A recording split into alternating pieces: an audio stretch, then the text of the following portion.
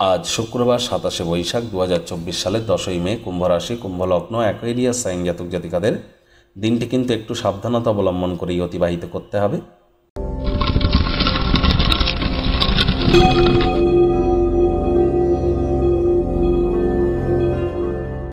ভিডিওটির শুরুতেই আপনাদের সকলকে রাজযোগ চ্যানেলের তরফ থেকে অক্ষয় তৃতীয়ার হার্দিক শুভেচ্ছা ও অভিনন্দন রইল। স্ক্রিনে আপনারা দেখতে পাচ্ছেন দেবী মহালক্ষ্মীর গায়ত্রী মন্ত্র, ওম শ্রী মহালক্ষ্মী চ বিদ্মহে বিষ্ণুপত্নাই চ ধীমহি তন্ন লক্ষ্মী প্রচোদয়াৎ।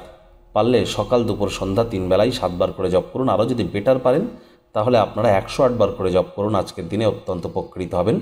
আর্থিক শ্রীবৃদ্ধির জন্য আপনারা লাল রঙের একটি কাপড়ে যদি পারেন তো 11টি অথবা 7টি যে কড়ি হয় না, সেই কড়িকে বেঁধে যে পুজোর স্থানে রেখে দিন। তারপর পুজো করার পর সেটাকে তুলে নিয়ে আপনাদের লকারে রেখে দিন, অথবা এটি নারকেল মা লক্ষ্মীকে দিন, একাক্ষী নারিকেল। তারপর সেটিকে লাল কাপড়ে বেঁধে আলমারি বা লকারে রেখে দিন। দেখবেন মা লক্ষ্মীর আজ আশীর্বাদ প্রাপ্ত আপনারা হবেন।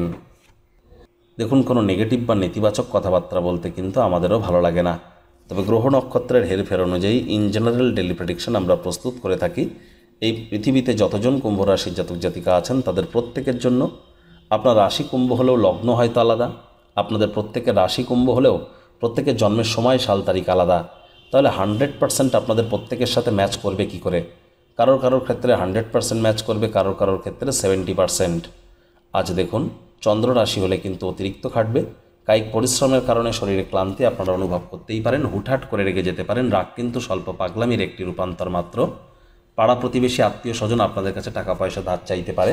তাদের বিশ্বাসযোগ্যতা যাচাই না করে অর্থ দান করলে বা ধার দিলে অর্থের ক্ষতি কিন্তু হতেই পারে। নতুন উদ্যোগ পরিকল্পনার পাশাপাশি নতুন নির্মাণ কার্যকে আজ পিছিয়ে দিন। চাকরিজীবী যারা আছেন তাদের অফিসে কম কথা বলে কাজ বেশি করতে হবে। মনের থেকে মস্তিষ্ককে বেশি দাম দিতে হবে। কোনো প্রকার অফিস পলিটিক্স বা গসিপিংয়ের অংশ যেন হবেন না।